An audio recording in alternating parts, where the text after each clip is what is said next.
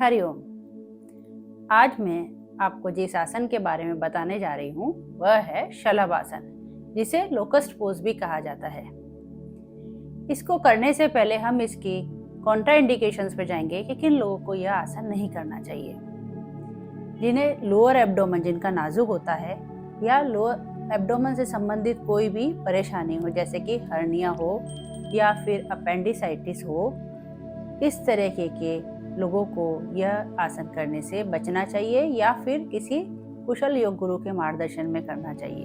अगर back injury हो तब भी आसन नहीं करना चाहिए, हार्ट प्रॉब्लम हो तब भी आसन नहीं करना चाहिए, हाई बीपी के लोगों को यह आसन करने से सफोकेशन हो सकता है, तो ऐसे में एक अच्छे योग गुरु के मार्गदर्शन में यह आसन करना चाहिए। प्रेगनेंसी में यह आसन नहीं करना चाहिए। यह तो थी कॉन्ट्राइंडिकेशंस, जिन लोगों को यह नहीं करना चाहिए। आइए देखते हैं कि हम इस आसन को कैसे करते हैं। इसके लिए सबसे पहले हम बैठक स्थिति की विश्रांति अवस्था में आएंगे। अब हम एक साइड करवट लेकर के एब्डोमेन पे लाई डाउन होंगे।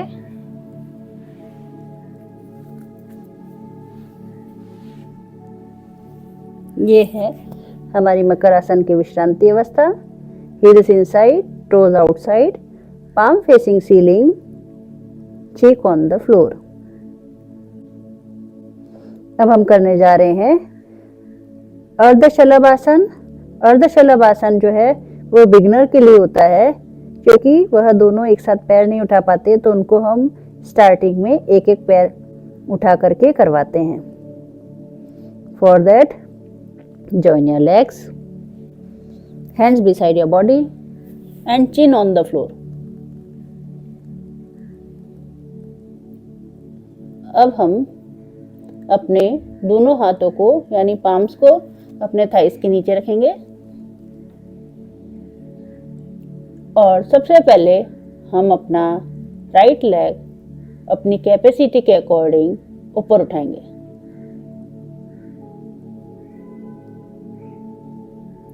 अपनी कैपेसिटी के अकॉर्डिंग 5 to 10 काउंट्स हम यहाँ पर रुकेंगे।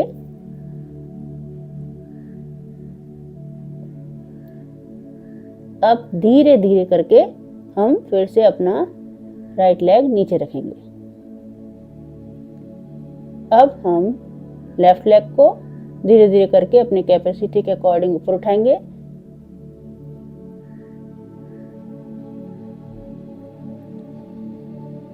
सीधा पैर रखना है, नीज से मोड़ना नहीं है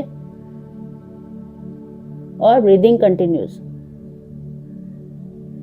अब धीरे से लेफ्ट लेग को भी जमीन पर रखेंगे। ये तो है हमारा अर्धशलभासन फॉर बिगनर्स। अब मैं पूर्ण शलभासन कर रही हूँ, जिसमें हम अपने दोनों पैर एक साथ ऊपर उठाएंगे बिना नीज से मोड़े हुए।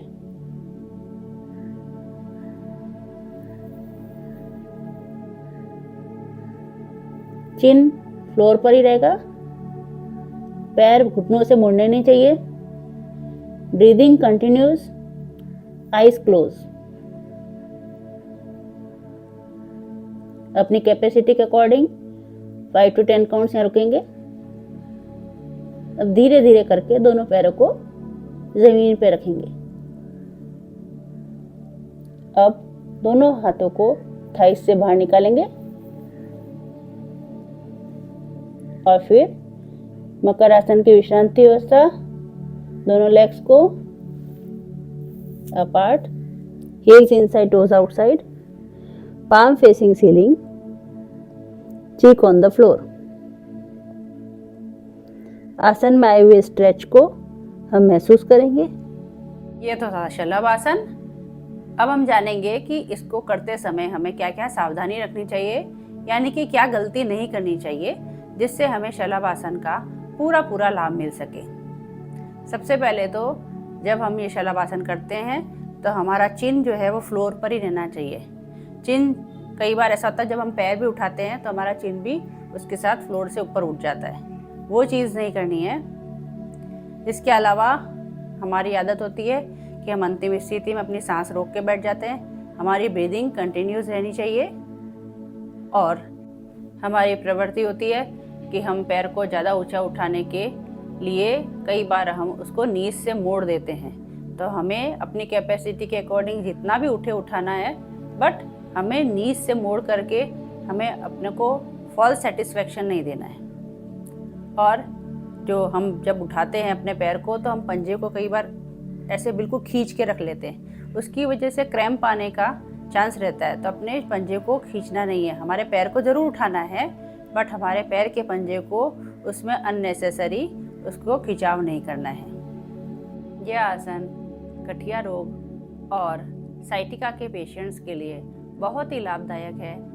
इसके अलावा महिलाओं को ज़्यादातर हमेशा पीठ की दर्द की समस्या रहती है। इस आसन का नियमित अभ्यास करने से पीठ दर्द की समस्याओं में बहुत ही लाभ मिलता है। और अगर पेट में जो जितने भी अपने ऑर्गन्स हैं उस पर दबाव पड़ता है, जैसे स्मॉल इंटेस्टाइन, लार्ज इंटेस्टाइन, तो इनकी जो है कार्यक्षमता बढ़ती है, जिसकी वजह से जो कब्ज है, एसिडिटी है, या फिर हमारे को भूख न लगना जैसी समस्याएं होती है, उसमें भी हमें बहुत लाभ मिलता है। इसका नियमित अभ्यास करने से गैस की समस्या में हमें बहुत लाभ मिलता है।